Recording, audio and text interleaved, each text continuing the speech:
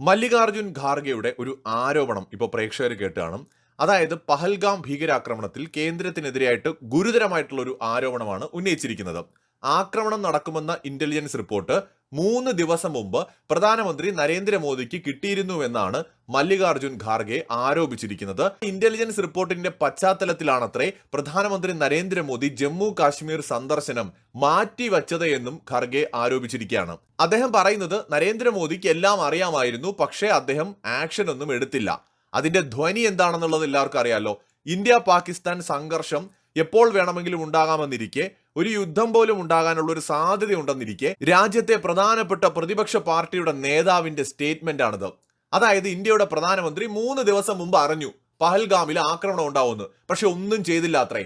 ആലോചിച്ച് നോക്കണം ഇങ്ങനെ ഒരു ആരോപണം ഉന്നയിക്കുന്നതിന്റെ ഉദ്ദേശം എന്താണെന്ന്. ഒന്നാമത്തെ കാര്യം എന്ന് പറയുന്നത് ഇന്റലിജൻസ് വീഴ്ച ഉണ്ടായി എന്നുള്ളത് എല്ലാവർക്കും അറിയാം. കാരണം നമുക്ക് മനസ്സിലാക്കാൻ കഴിഞ്ഞില്ല അങ്ങനെ ഒരു ആക്രമണം അവിടെ ഉണ്ടാവുന്നു എന്നുള്ള കാര്യം. അത് മനസ്സിലാക്കാൻ കഴിയാത്തത് വീഴ്ച തന്നെയാണ്. പക്ഷെ അത് പ്രധാനമന്ത്രിയുടെ വീഴ്ചയാണോ? പ്രധാനമന്ത്രി നരേന്ദ്രമോദി ഈ ഇൻഫർമേഷൻ 3 ദിവസം മുമ്പ് അറിഞ്ഞിട്ട് നടപടി എടുത്തില്ല എന്ന് എന്ത് അടിസ്ഥാനത്തിലാണ് ഇദ്ദേഹം പറയുന്നത്? എന്ത് എവിഡൻസ് ആണ് ഇദ്ദേഹത്തിന്റെ കയ്യിലുള്ളത്?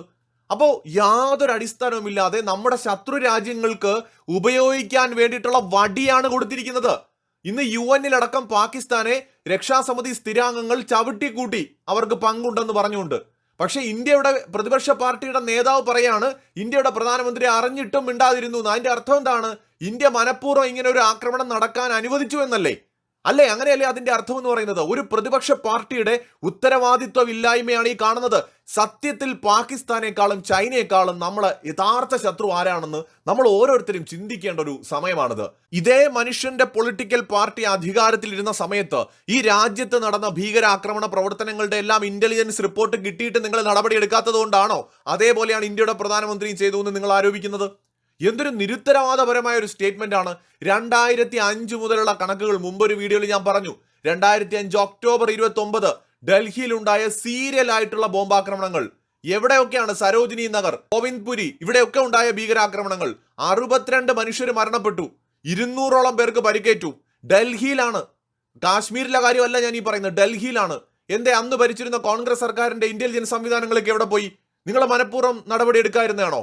2006 ജൂലൈ 11 മുംബൈയിൽ 7 ബോംബാക്രമണങ്ങൾ ഉണ്ടായി. സബർബൻ ട്രെയിൻ ആക്രമണങ്ങൾ എവിടെ പോയിരുന്നു?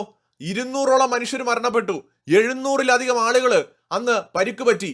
സെപ്റ്റംബറിൽ ഇതുപോലെ ആക്രമണം ഉണ്ടായി. 2007 ഫെബ്രുവരി 19, 18, 25 3 മാസങ്ങളിൽ വലിയ ഭീകരാക്രമണം രാജ്യം കണ്ടു, ഹൈദരാബാദിൽ ഉൾപ്പെടെ. ഇതെല്ലാം രാജ്യത്തിന്റെ മെയിൻ ലാൻഡിൽ നടന്ന കാര്യങ്ങളെ കുറിച്ചാണ് പറയുന്നത്. 2008 May 13, July 26, September 13, October 30, November 26, 29 Mumbai ആക്രമണങ്ങൾ ഉൾപ്പെടെ 100 കണക്കിന് മനുഷ്യരുടെ ജീവനെടുത്ത ആക്രമണങ്ങൾ ഈ രാജ്യത്തുണ്ടായി കോൺഗ്രസ് ഭരിക്കുമ്പോൾ. 2009, 2010, 2011 എവിടെ പോയിരുന്നു ഈ പറയുന്ന കോൺഗ്രസ് നേതൃത്വം? വന്ന് നരേന്ദ്രമോദി വന്നതിന് ശേഷം ഭാഗ്യം കൊണ്ട് ഇന്ത്യയുടെ മെയിൻലാൻഡ് ഏറെക്കുറെ സുരക്ഷിതമാണ്. 2005 466 പേരാണ് മരണപ്പെട്ടത്, 1216 പേർക്ക് പരിക്ക് പറ്റി രാജ്യത്ത് പലയിടത്തായിട്ട് നടന്ന ഭീകരാക്രമണങ്ങളിൽ.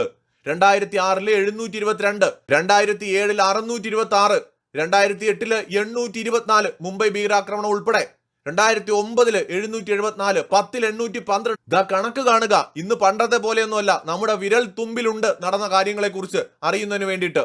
ഒന്ന് ChatGPT എടുത്തോ അല്ലെങ്കിൽ ഗൂഗിളിലോ പോയി സെർച്ച് ചെയ്താൽ മതി സത്യം മനസ്സിലാക്കാൻ. അപ്പോ 2005 മുതൽ 13 വരെ 5454ഓളം മരണങ്ങൾ പല ഈ ഭീകരാക്രമണങ്ങളിലായിട്ട് രാജ്യത്തുണ്ടായി. 10,000-ലധികം പേർക്ക്, 11,000-ഓളം പേർക്ക് പരിക്കേറ്റു. ഇതാ ഈ കണക്കുകൾ ChatGPT എടുത്ത് ചോദിച്ച് കിട്ടിയ കണക്കുകളാണ് ഞാൻ പ്രേക്ഷകരുടെ മുമ്പിലേക്ക് വയ്ക്കുന്നത്. ഞാൻ എഴുതി ഉണ്ടാക്കിയതല്ല.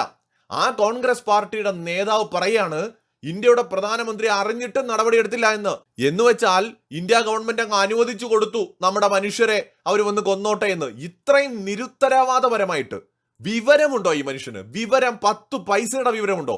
ഇദ്ദേഹത്തെ പോലുള്ളവർക്ക് എന്ത് യോഗ്യതയുണ്ട് ഒരു പൊളിറ്റിക്കൽ പാർട്ടിയുടെ ദേശീയ അധ്യക്ഷനായിട്ടിരിക്കാൻ? രാജ്യം ഇത്രയും പ്രധാനപ്പെട്ട ഒരു പ്രതിസന്ധിയിലൂടെ കടന്നു പോകുന്ന സമയത്ത് ശത്രു രാജ്യങ്ങൾക്ക് ഒരു മറ്റൊരു നരേറ്റീവ് സൃഷ്ടിക്കുന്ന ഇന്ത്യയുടെ ശത്രുക്കൾക്ക് ഒരു അവസരം ഉണ്ടാക്കി കൊടുക്കുകയാണ്. അതാ കണ്ടില്ലേ, പ്രതിപക്ഷ നേതാവ് പറയുന്നു മോദി അറിഞ്ഞുകൊണ്ടാണ് എല്ലാം നടന്നത് എന്ന്. ഈ തരത്തിലൊരു നരേറ്റീവ് അന്താരാഷ്ട്ര തലത്തിൽ ഉണ്ടാക്കാൻ വേണ്ടി കോണ്ടന്റുകൾ ഇട്ടുകൊടുക്കുകയാണ് നമ്മുടെ പ്രധാനപ്പെട്ട പൊളിറ്റിക്കൽ പാർട്ടിയുടെ നേതാവ്. ലജ്ജ തോന്നുകയാണ് സത്യത്തിൽ.